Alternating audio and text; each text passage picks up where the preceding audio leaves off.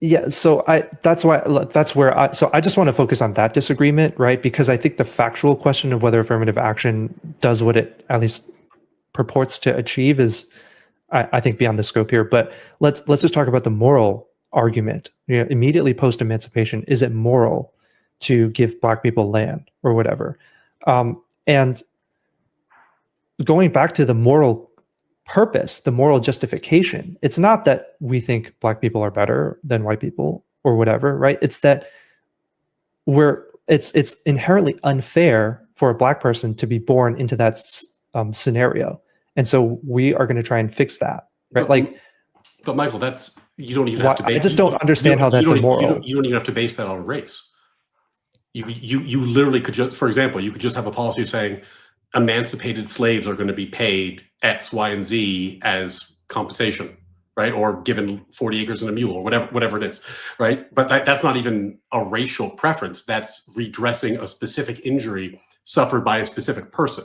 What you're talking about today is extrapolating that injury over time to potentially descendants, but probably people who just look like people. But that injury is generational, right? Like do you disagree that it is? It depends. Like, do you think that the child of a slave suffered no injury because that child wasn't enslaved? I mean, I know that I have known and worked for many Black people who are the descendants of slaves, who are richer and wealthier and smarter and more accomplished than me. And I have worked with people who are struggling and Black.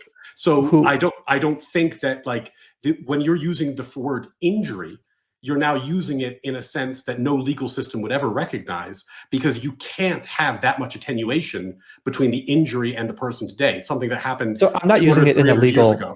I'm not using it for a standing context, right? Like, I'm not saying, does this person have an injury sufficient to have standing to sue?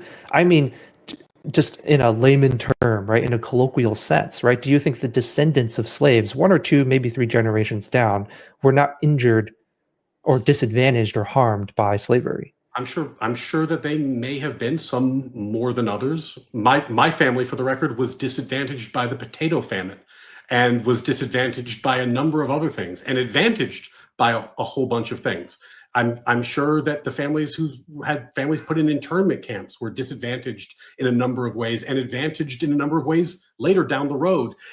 You cannot attempt to write the scales of history in this way.